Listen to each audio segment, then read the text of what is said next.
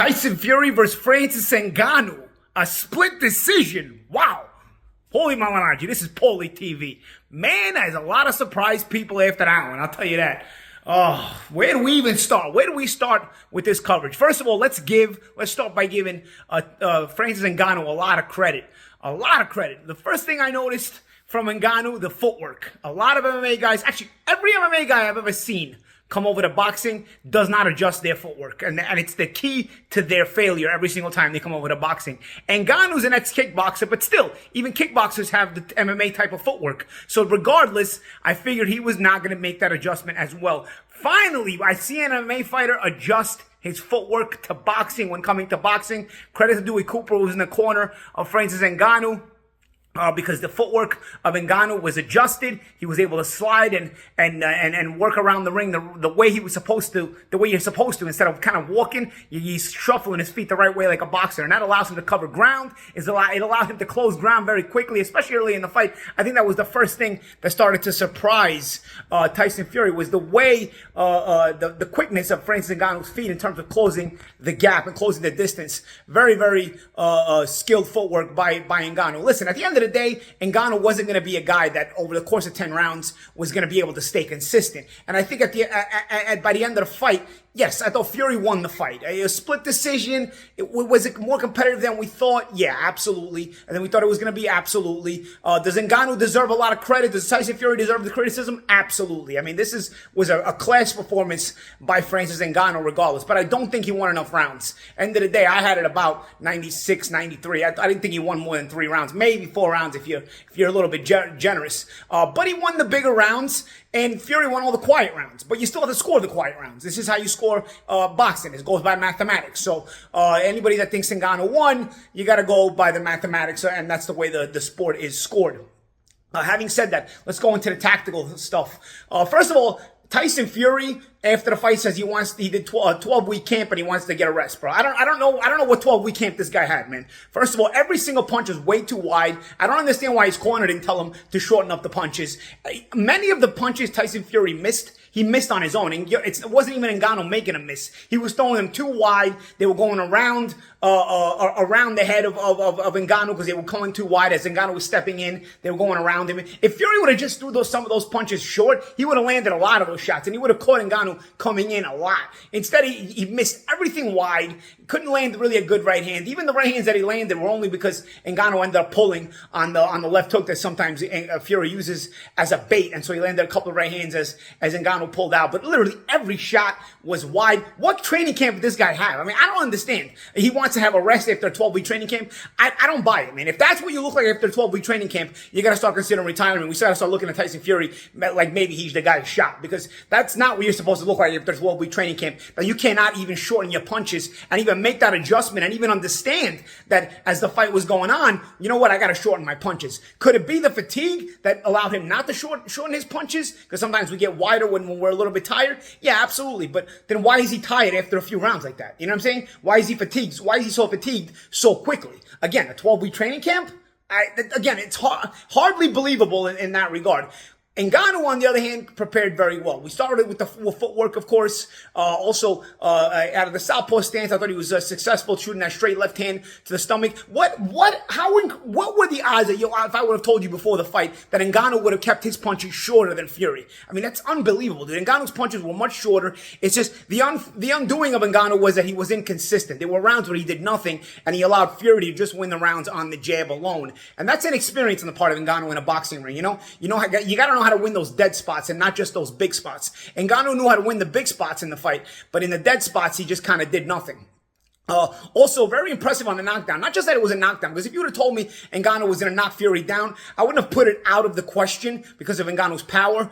But it was the way he got the knockdown. A catch and shoot. He held his ground, and he kept trying to do that all night, mind you. It was a catch and shoot where he just kind of held his ground and shot the left hook when Fury was shooting his own punches, and he caught Fury coming in with a catch and shoot left hook right on the money. He kept trying to do that. He kept trying to time Fury with the left hook, and it made Fury hesitant. But here's the thing. The old Fury is a guy who feints his way in. He kind of has that stutter step. And guys who are using that catch and shoot, looking to punch with you, they'll get that, their rhythm will get thrown off because those stutter steps will have them trying to punch with you at the wrong time, and you can counter them.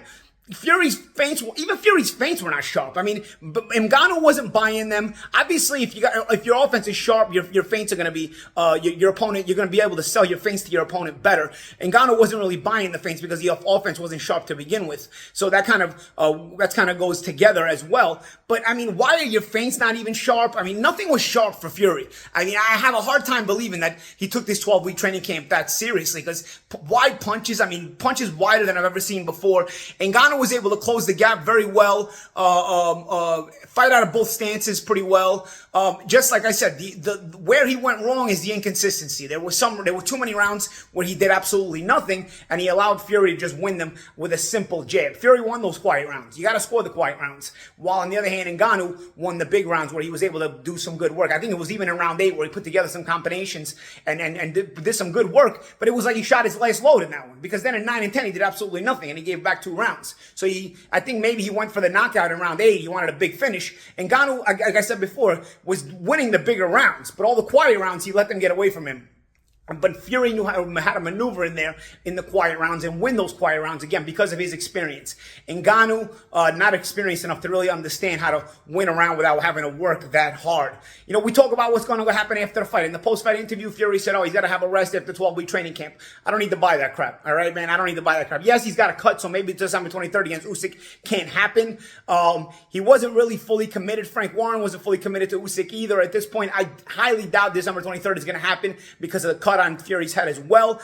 But you know what, man? He's also playing games again. I tell you what, Ngannou made his name tonight as far as in boxing is concerned. He's got a very respectable name in boxing after tonight with this performance. I tell you what, my opinion, if Usyk plays games with this negotiation again, I say Usyk should fight Ngannou in Saudi Arabia. I'm sure they would want it. I'm sure the Saudi Arabians would want the fight.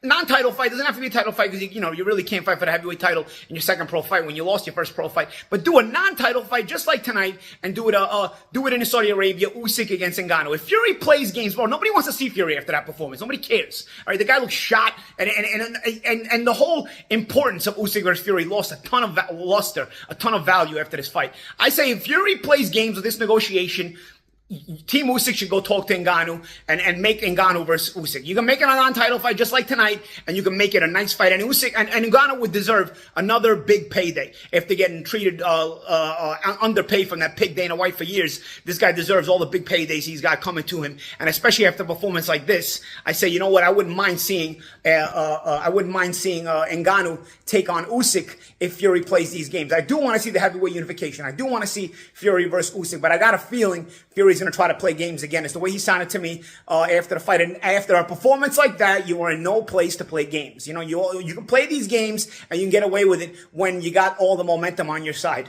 Fury lost a lot of momentum today. He almost lost to an MMA fighter. That was the first time in history that an MMA fighter was that competitive. And don't get me wrong, a lot of the credit goes to Ngannou. Ngannou actually fought well. Again, it starts with the footwork. Ngannou's footwork, he's the first MMA fighter to actually adjust his footwork to boxing. And lastly, you got to go back to this, okay? You got to go back to this. He actually had the balls to go for it.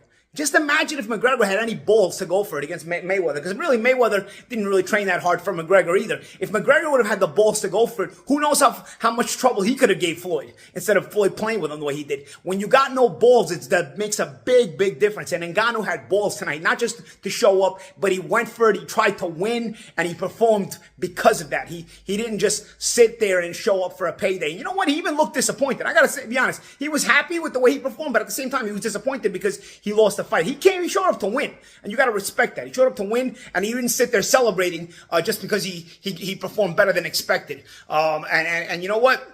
After the fight, he said he proved that he can box. And you know what? I think any boxing fan will want to see Francis Ngannou in a boxing ring where he can get paid the money he deserves. I know he has a PFL contract, so he can get a little bit more money doing his MMA career as well. But I personally wouldn't mind Ngannou fighting other heavyweights as well. Maybe even if he doesn't get Usyk and he doesn't get Fury again, maybe he can take on some decent heavyweights in fights where he'll actually, even have a chance to win the fight. Or because I think there's heavyweights even pretty good heavyweights that Ngannou could beat after what I saw tonight. He's got good footwork, he's got good fundamentals, and he's got power. That power, especially in the heavyweight division, is an equalizer in every single way. And if you got the proper footwork and fundamentals mixed with the power, all of a sudden, you're right there if you're in the heavyweight division. That's a lot of good weapons to have in the heavyweight division, because heavyweights are a little slower, and you don't have to have as much versatility to succeed in the heavyweight division, because the dynamite makes everything even. And I think Ngannou really has earned the right to get paid in big fights. So I'm going to close it out like this. Big credit to Francis Ngannou. Tyson Fury, disappointing. Even after 12 weeks, there was no adjustments made from Fury at all. He looked tired. Ngannou also got tired, but again, that's expected from a guy who doesn't know how to pace himself in a boxing match. I thought the right guy won. I thought the decision was correct with Fury, but I thought Ngannou comes out. Fury may have won the fight, but the night, Fury may have won the fight, but I think Ngannou won the night. I think Ngannou is going to be talked about more tonight, and I think if Fury plays games with this heavyweight unification that is way overdue already, and now has lost luster and has lost importance, I say make Usyk and Ngannou in a non-title fight in Saudi Arabia. Give them all the money. Ngannou would deserve it, and Usyk deserves to get this big fight as well. Get that Saudi Arabia money, because he shouldn't have to wait for Fury after a performance like this. I'm Paulie Malignaggi. This is Paulie TV.